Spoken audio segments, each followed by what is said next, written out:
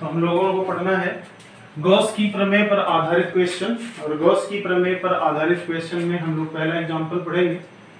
Question में कहा गया एक घन जिसकी भुजा 1 मीटर है, उसके अंदर केंद्र पर 10⁻⁷ कूलाम का आवेश रखा है और आपको ज्ञात करना है घन के पृष्ठ से होकर गुजरने वाला वैद्युत फ्लक्स। तो घन के संपूर्ण पृष्ठ से होकर गुजरने वाला वैद्युत फ्लक्स आपको ज्ञात करना है। तो घन के संपूर्ण पृष्ठ से होकर गुजरने वाली वैद्युत फ्लक्स का मान होगा φE = Q / ε0। ये फार्मूला है गॉस की प्रमेय का।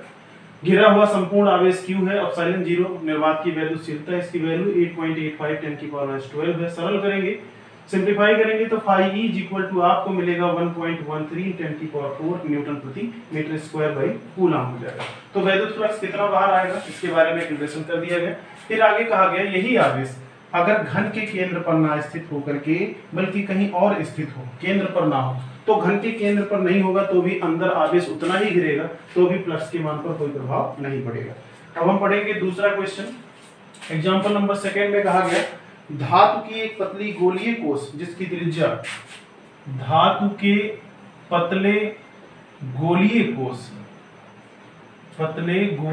कोष की त्रिज्या, इसकी त्रिज्या हम लोग जानते हैं, गोलीय कोष की त्रिज्या R = 0.25 मीटर, 0.25 मीटर यानी 25 × 10⁻⁻² मीटर। त्रिज्या जान गए, 25 × 10⁻⁻² मीटर है तथा इस पर 0.2 माइक्रो कूलाम का आवेश है। तो आवेश भी जानते हैं, गोलीय कोष पर आवेश, ये भी नोट कर लेंगे, गोलीय कोष पर आवेश Q = 0.2 माइक्रो कूलाम। कितना है? 0.2 माइक्रो कूलाम। इसको कूलाम में बदल लेंगे। 0.2 को 2 × 10 की पावर -1, माइक्रो को हटाएंगे -6 कूलाम, कुल मिलाकर 2 × 10⁻⁷ कूलाम का आवेश हो जाएगा। तो हम लोग जान गए एक गोलीय कोष है, उस पर आवेश भी जानते हैं। तो गोलीय कोष माने चालक गोला, जो भी आवेश देंगे वो समस्त आवेश उसके पृष्ठ पर एक समान रूप से वितरित होगा। इसके कारण आपको वैद्युत क्षेत्र की तीव्रता ही ज्ञात करनी है। इसके कारण किसी बिंदु पर, एक बिंदु पर वैद्युत क्षेत्र की तीव्रता ज्ञात करिए। तो आपको ज्ञात करना है वैद्युत क्षेत्र की तीव्रता। क्वेश्चन में कहा गया ज्ञात करना है क्या? वैद्युत क्षेत्र की तीव्रता। तो आपको वैद्युत क्षेत्र की तीव्रता का कैलकुलेशन करना है। कहाँ करना है? पहला पॉइंट, वैद्युत क्षेत्र की तीव्रता पहले पूछा गया कोष के भीतर, कोष के भीतर पहला पॉइंट है, कोष के भीतर, कोष के भीतर आपको वैद्युत क्षेत्र ज्ञात करना। आप जानते हैं कोष के भीतर कोई भी आवेश नहीं पाया जाएगा क्योंकि ये एक गोलीय कोष है और गोलीय कोष के भीतर कोई आवेश नहीं होगा, अतः गोलीय कोष के भीतर वैद्युत क्षेत्र की तीव्रता 0 होगी। तो कोष के भीतर वैद्युत क्षेत्र की तीव्रता 0 होगी। कारण अगर कोई पूछे, तीव्रता 0 होगी। कारण भी लिख सकते हैं क्योंकि गोलीय कोष के भीतर कोई आवेश नहीं होगा, क्योंकि गोलीय कोष के भीतर, गोलीय कोष के भीतर आवेश नहीं होता है, आवेश नहीं होता है। और अगर कोई आवेश नहीं है तो तीव्रता 0 हो जाएगी। दूसरा पॉइंट, दूसरे में आपसे पूछा गया कोष के ठीक बाहर वैद्युत क्षेत्र की तीव्रता। तो दूसरा पॉइंट पूछा गया कोष के ठीक बाहर, ठीक बाहर का मतलब कोष के पृष्ठ पर। इसका मतलब हुआ कोष के ठीक बाहर का मतलब कोष के पृष्ठ पर वैद्युत क्षेत्र आपको ज्ञात करना है। तो कोष के पृष्ठ पर वैद्युत क्षेत्र का फार्मूला जानते हैं। पृष्ठ के लिए वैद्युत क्षेत्र की तीव्रता का फार्मूला, वैद्युत क्षेत्र की तीव्रता E = हो जाएगा 1/4πε0 × Q / R का स्क्वायर। मान रख देंगे 9 × 10⁻⁹ Q जो आवेश था, माइक्रो कूलाम में था 2 × 10⁻⁷ और त्रिज्या गोलीय कोष की रखी जाएगी 25 × 10⁻² का वर्ग, 25 × 10⁻² का वर्ग। सिंप्लीफाई करेंगे E = 18 × 10⁻, 7 और 2 कट जाएगा, 10⁻² बचेगा एंड डिवाइड बाई 625 और × 10⁻⁴, ये -4 ऊपर जाएगा। तो E = आपको मिलेगा 18/625 और × 10⁻⁶। 18/625 गुणे 10 की घाते 6। इसी को सिंप्लीफाई करेंगे, सरल करने के बाद 2.88 गुणे 10 की घाते 4 आएगा। 2.88 गुणे 10 की घाते 4 न्यूटन बाई कूलम। तो वैद्युत क्षेत्र की तीव्रता आपने मालूम कर लिया, ये इसका दूसरा आंसर होगा। इसमें तीसरी बातें भी पूछी गई। तीसरा पूछा गया कोष के केंद्र से 3 मीटर की दूरी पर। तीसरा पूछा गया कोष के केंद्र से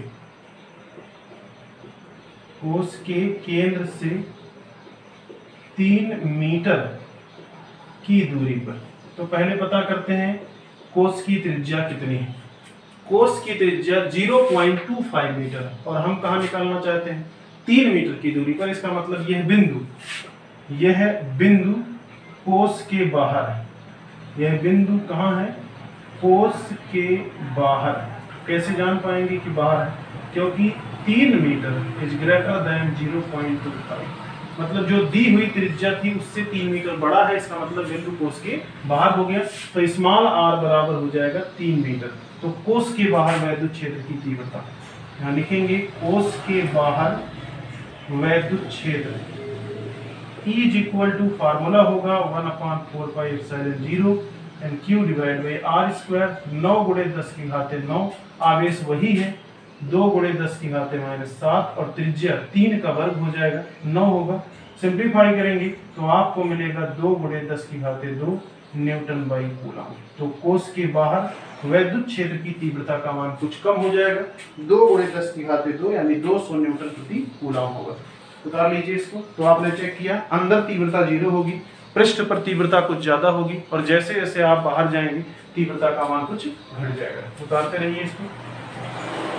आधारित प्रश्नों में गॉस की प्रमेय पर आधारित हम लोग प्रश्न पढ़ रहे हैं।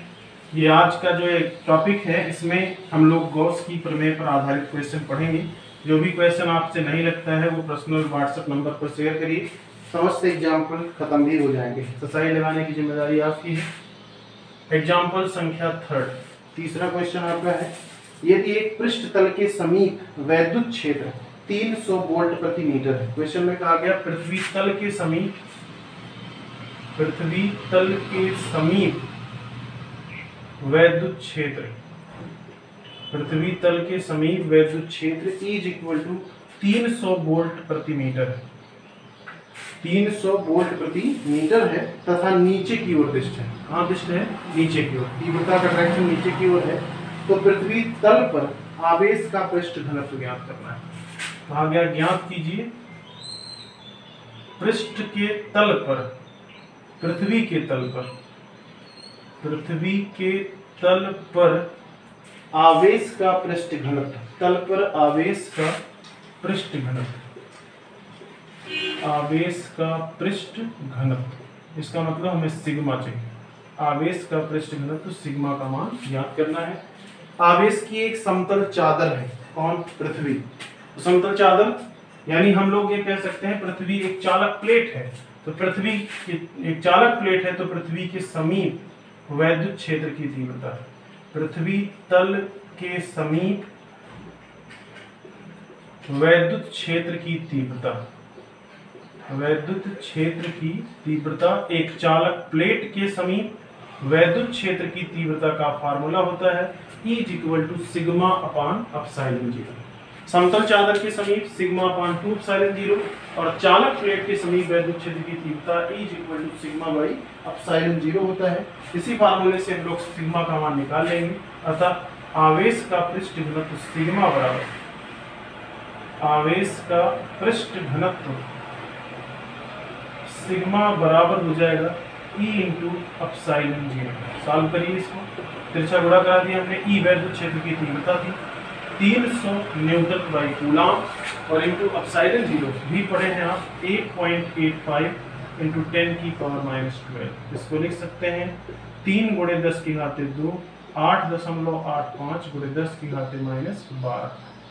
3 × 5 = 15 की 5, 24, 24 1 25, फिर 24 और 1 25, 25.55 गुणे 10 की घाते -10 या फिर 2.55 इंटू 10 की पावर -9 कूलम और बटा मीटर स्क्वायर। तो आवेश के पृष्ठ घनत्व का मान मालूम कर लिया। 2.55 इंटू 10 की पावर -9। तो सॉल्व करेंगे 2.95 और 2.6 होगा, 3 8 24, 24 और 2 26 होगा। तो 26 यानी 2.65 × 10 की पावर -9 कूलाम प्रति मीटर स्क्वायर। तो आपने कैलकुलेट कर लिया, इसको भी उतारेंगे।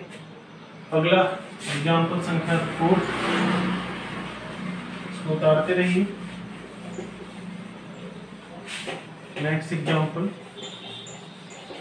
गॉस की प्रमेय पर आधारित हमारा अगला क्वेश्चन है, चौथा एग्जाम्पल संख्या 4। इसके अगले वीडियो में आपको हम अगला चैप्टर पढ़ाएंगे जिसका नाम कैपेसिटर होगा, इलेक्ट्रिक कैपेसिटर। चौथा एग्जाम्पल संख्या 4 में कहा गया धातु के खोखले गोले का व्यास। धातु का है और धातु में चालक होती है, इसका मतलब चालक गोला हो गया। धातु के खोखले गोले का व्यास दिया गया है, तो धातु है माने चालक है, उसका व्यास आप जानते हैं, चालक के पृष्ठ पर ही आवेश होगा। व्यास 60 सेंटीमीटर, तो इसकी त्रिज्या निकाल लेंगे। इसकी त्रिज्या कैपिटल R बराबर 30 सेंटीमीटर या 30 × 10 की घाते -2 मीटर या 3 × 10 की घाते -1 मीटर। तो कैपिटल R होगा, उसकी त्रिज्या आप जान गए। तथा इस पर 500 माइक्रोकूलाम का आवेश है। आवेश भी हम लोग जानते हैं। धातु के गोले पर आवेश Q बराबर 500 माइक्रोकूलाम, 5 × 10 की घाते 2 × 10 की घाते -6 कूलाम या 5 × 10 की घाते -4 कूलाम का आवेश भी है। तो इस पर आवेश 5 × 10 की घाते -4 कूलाम का है। वैद्युत क्षेत्र एवं वैद्युत विभव ज्ञात करिए। ज्ञात क्या करना है? क्वेश्चन में कहा गया ज्ञात कीजिए पहला वैद्युत क्षेत्र एवं दूसरा वैद्युत विभव, यानी दोनों चीजें ज्ञात करनी। वैद्युत क्षेत्र एवं वैद्युत विभव, ऐसे कर लीजिए, वैद्युत क्षेत्र एवं वैद्युत विभव कहाँ कहाँ ज्ञात करना है। पहला पॉइंट है गोले के केंद्र से 100 सेंटीमीटर दूर। पहला है गोले के केंद्र से 100 सेंटीमीटर दूरी पर कहाँ ज्ञात करना है? गोले के केंद्र से 100 सेंटीमीटर की दूरी पर। गोले की त्रिज्या कितनी है? अगर आप ध्यान से देखें तो गोले की त्रिज्या आपको मालूम हो जाएगी। गोले की त्रिज्या केवल 30 सेंटीमीटर है और जो दूरी है वो कितनी है? 100। इसका मतलब ये बिंदु गोले के बाहर पड़ेगा। कहाँ पड़ेगा? गोले के बाहर। तो गोले के बाहर आपको तीव्रता भी चाहिए और विभव। गोले के बाहर तीव्रता E = 1/4πε0 × Q / स्मॉल r का स्क्वायर। मान रख देंगे 9 × 10 की घाते 9, आवेश है 5 × 10 की घाते -4 और दूरी 100 सेंटीमीटर। ये नहीं रखा जाएगा क्योंकि हमें इस पर ज्ञात करना है। 100 सेंटीमीटर माने 1 मीटर, तो यहाँ 1 रख देंगे। 1 का वर्ग करेंगे तो भी 1 ही रहेगा। सिंप्लीफाई करेंगे 45 × 10 की घाते 9 में से 4 घट गया 5 या फिर 4.5 × 10 की घाते 4 न्यूटन बाई कूलम। तो वैद्युत क्षेत्र आपने ज्ञात कर लिया। पहला पॉइंट कहाँ था? ये बाहर। तो बाहर वैद्युत क्षेत्र की तीव्रता का मान ज्ञात कर लिया। आंसर हो जाएगा 4.5 × 10 की घाते 6, 10 की घाते 6 होगा, 5 की बजाय 6 होगा, 10 की घाते 6 न्यूटन बाई कूलम होगा। इसी में दूसरा तीव्रता के बजाय विभव पूछा गया। गोले के बाहर विभव, दूसरा है गोले के बाहर विभव। V = 1/4πε0 and Q / small r। इसको ऐसे भी लिख सकते हैं 4πε0 Q/r² × r। ऐसा किया जा सकता है। ये तीव्रता है तो इसको E × r कर लीजिए और E का मान है 4.5 × 10 की घाते 6 और गुणे r माने 1 मीटर। सॉल्व करेंगे ये भी उतने आएगा 4.5 × 10 की घाते 6 वोल्ट। तो वैद्युत विभव भी आपने ज्ञात कर लिया। गोले के बाहर वैद्युत विभव का व्यंजक आपको मालूम होगा। और भी पूछा गया है गोले के पृष्ठ पर, निकाल ले जाएंगे। दूसरा पॉइंट है गोले के पृष्ठ पर। गोले के पृष्ठ पर, गोले के पृष्ठ के लिए जहां जहां स्मॉल r है वहीं पर कैपिटल R रख देंगे और कैपिटल R की वैल्यू है 30 सेंटीमीटर। कोई दिक्कत तो है नहीं। तीसरा पूछा गया गोले के केंद्र से 10 सेंटीमीटर। तीसरे में पूछा गया गोले के केंद्र से केंद्र से 10 सेंटीमीटर की दूरी पर, गोले के केंद्र से कहां पर 10 सेंटीमीटर की दूरी, तो त्रिज्या कितनी थी 30 और कितनी दूरी पर निकालना है 10 पर, तो ये अंदर हो जाएगा। Small R is less than capital R, इसका मतलब बिंदु गोले के अंदर है, बिंदु गोले के भीतर है, और अगर बिंदु गोले के भीतर है तो तीव्रता शून्य होगी, तीव्रता शून्य होगी। क्यों शून्य होगी? क्योंकि ये चालक गोला है, जबकि विभव नियत होगा, जबकि विभव नियत होगा और उतना ही होगा जितना उसके पृष्ठ पर होगा, नियत होगा तथा पृष्ठ के विभव के बराबर होगा, पृष्ठ के विभव के बराबर होगा। पृष्ठ पर कैलकुलेट कर लीजिएगा, जितना आएगा वही इसका आंसर हो जाएगा। तो आपके पास ये कुछ एग्जाम्पल्स थे, टॉपिक आपका गॉस की प्रमेय था। इसी पर आधारित नेक्स्ट एग्जाम्पल भी हम लोग पढ़ेंगे, एग्जाम्पल संख्या 5, पांचवा उदाहरण जो गॉस की प्रमेय पर है, एग्जाम्पल संख्या 5। इसमें कहा गया पारे की 27 समान बूंदों को 10 वोल्ट के समान विभव तक आवेशित किया गया। हमारे पास पारे की 27 समान बूंदें थी और उसको आवेशित किया गया है।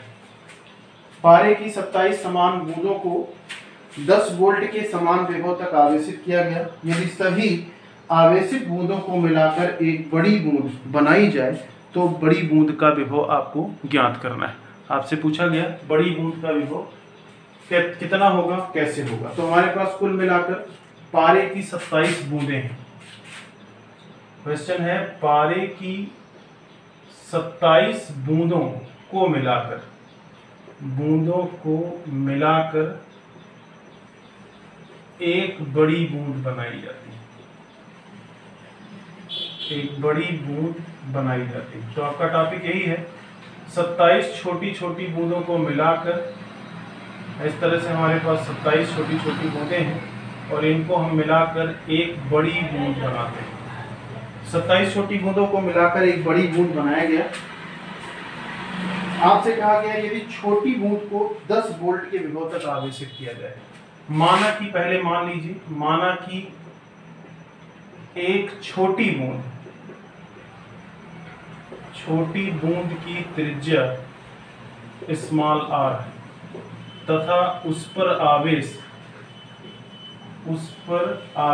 Q कितना है, आवेश Q। तो एक छोटी बूंद का विभव आप कैलकुलेट कर सकते हैं। एक छोटी बूंद का विभव B बराबर आप लिख सकते हैं 1/4πε0 and Q divide by R। छोटी बूंद का विभव दिया गया है। क्वेश्चन में कहा गया था 10 वोल्ट तक आवेशित किया जाएगा, तो B की जगह पर आप 10 वोल्ट लिख सकते हैं। तो जहां B है उसकी जगह पर आप 10 वोल्ट लिख दीजिए, बराबर होगा 1/4πε0 and Q divide by small r। तो इतने की value 1/4πε0 into Q divide by small r की वैल्यू कितनी होगी, 10 वोल्ट हो गया। Equation number first. अब इनको मिलाया गया और मिलाकर एक बड़ी बूंद बनाई गई। माना कि बड़ी बूंद की त्रिज्या, माना कि बड़ी बूंद, जो बड़ी बूंद बना है, बड़ी बूंद की त्रिज्या कैपिटल R एवं आवेश कैपिटल Q, एवं आवेश भी हमने मान लिया, आवेश कैपिटल Q कितना है, कैपिटल Q। कितने को मिलाए हैं, 27। एक पर कितना आवेश था, स्मॉल q। 2 पर कितना होगा, 2q। इसी प्रकार 27 पर 2q, 27q आवेश होगा। बड़ी बूंद का आवेश लिख सकते हैं आप, बड़ी बूंद का आवेश कैपिटल Q बराबर small q small q small q, 27 बार जोड़ लेंगे तो 27q हो जाएगा। इसका मतलब ये है बड़ी बूंद का आवेश जानते हैं।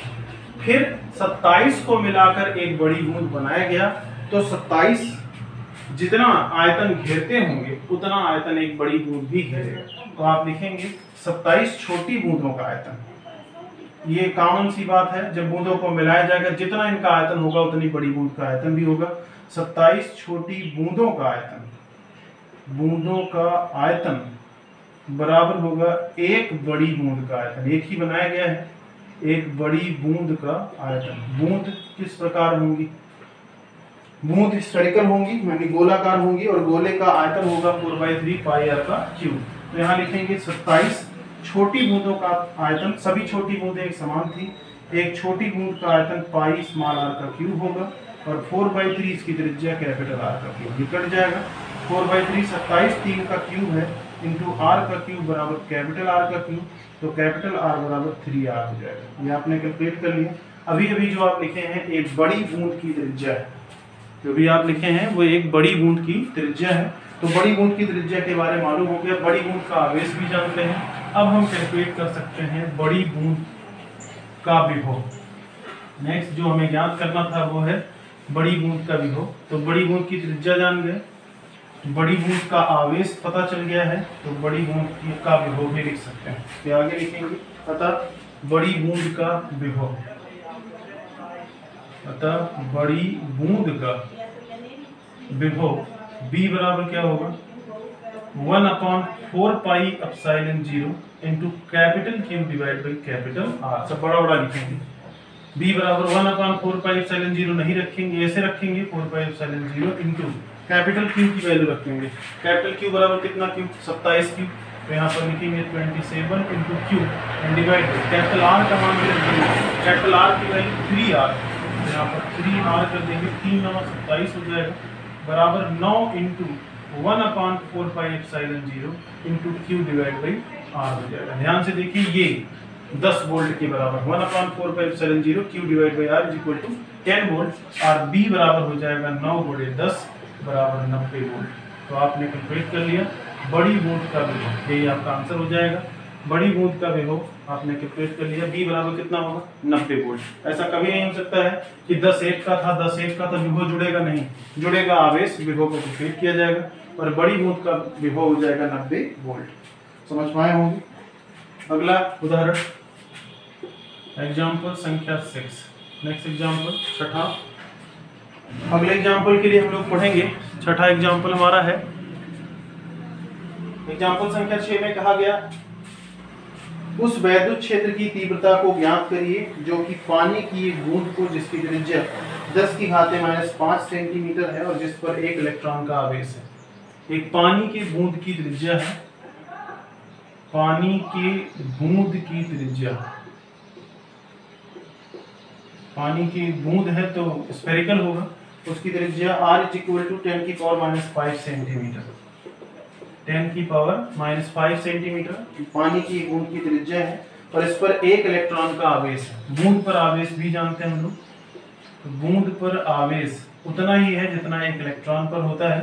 एक इलेक्ट्रॉन पर चार्ज E होता है 1.6 और 10⁻⁹ कूलम, तो एक बूंद पर चार्ज होगा 1.6 10⁻⁹ कूलम का आवेश है। वायु में स्थिर लटका है, कहाँ स्थिर लटका है वायु में।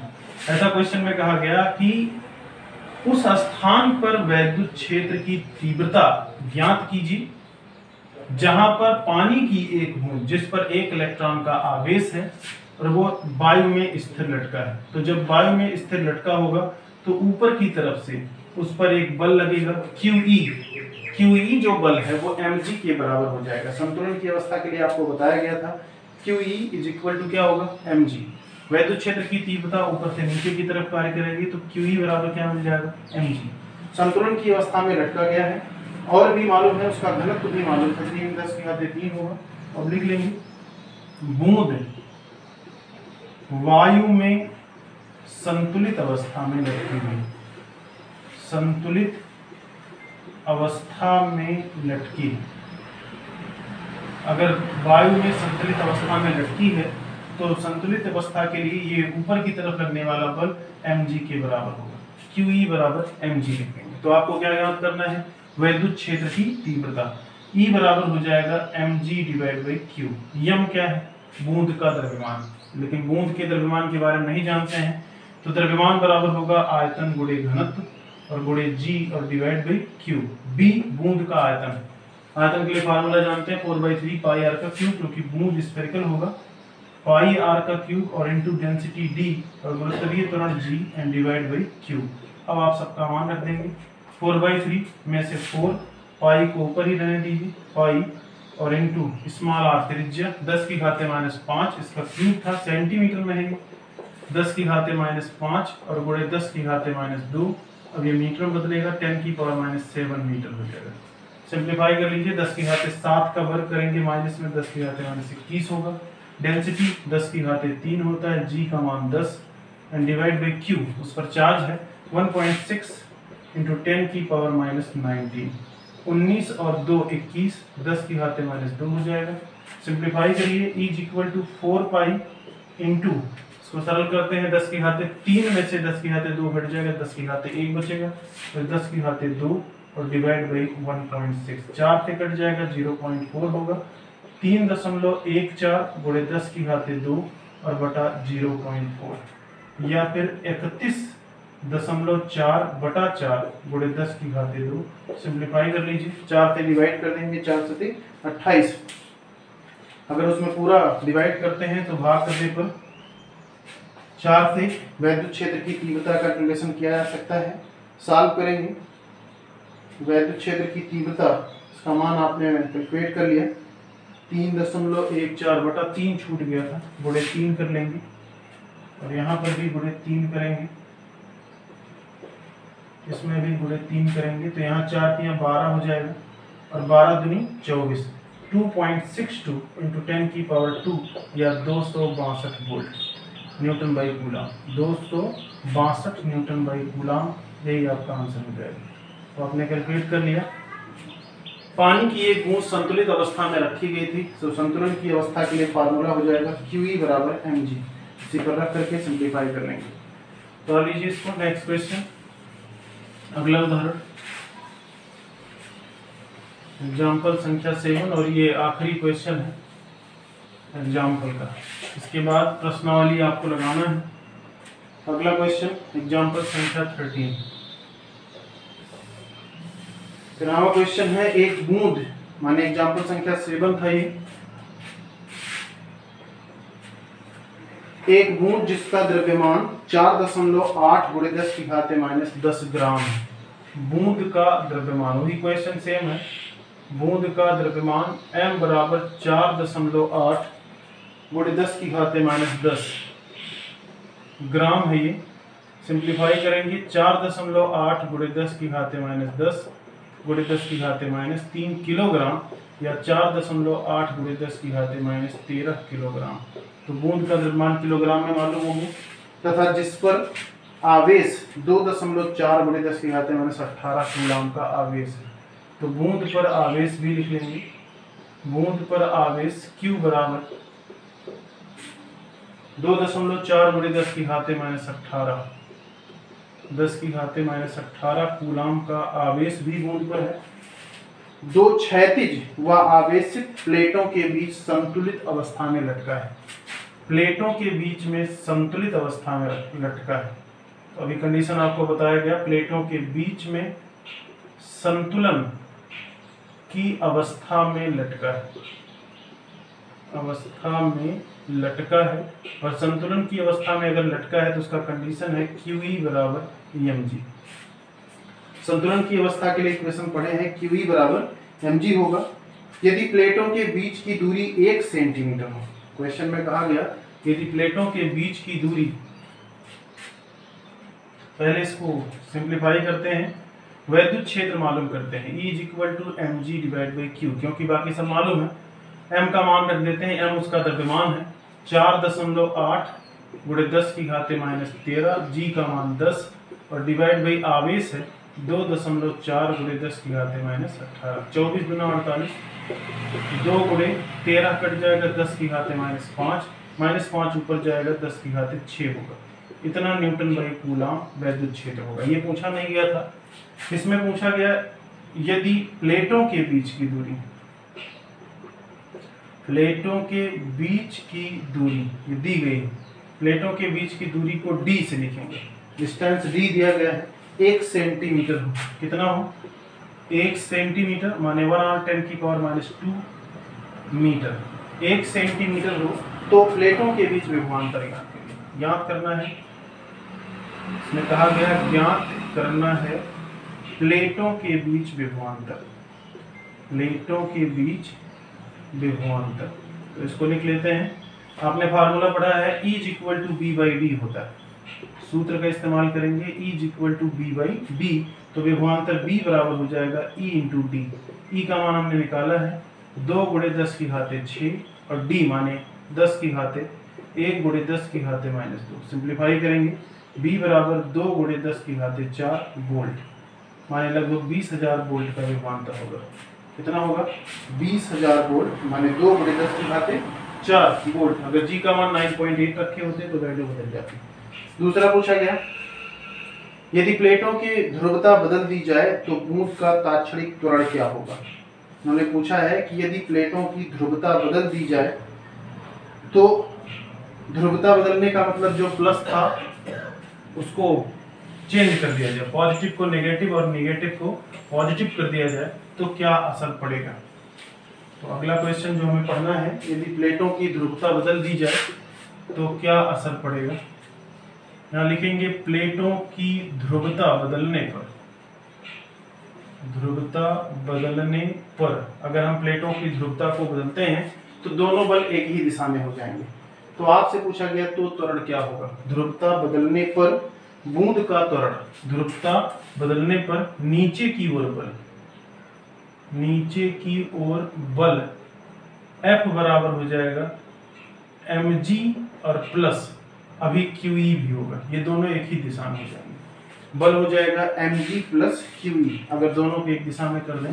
त्वरण आपसे पूछा गया, न्यूटन का नियम लगाएंगे, F बराबर होगा m इंटू ए, R बराबर होगा mg प्लस QE।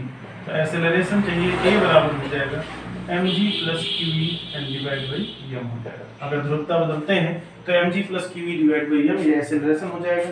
मान रख लेंगे और सरल कर लेंगे। QE प्लस mg, इनका मान सरल करते हैं। ये देखिए QE mg के बराबर भी है तो उसी को आप लिख सकते हैं। QE अगर mg के बराबर है तो mg और प्लस QE को भी आप mg लिख सकते हैं divide by m। R is equal to 2mg and divide by m, m और m कट जाएगा, कुल मिलाकर 2g हो जाएगा। अगर g का मान 9.8 रख दिया जाए तो आंसर हो जाएगा 1.96 मीटर प्रति सेकंड स्क्वायर। तो एक्सेलरेशन आपने ज्ञात कर लिया, इसका एक्सेलरेशन हो जाएगा 1.96 मीटर प्रति सेकंड स्क्वायर।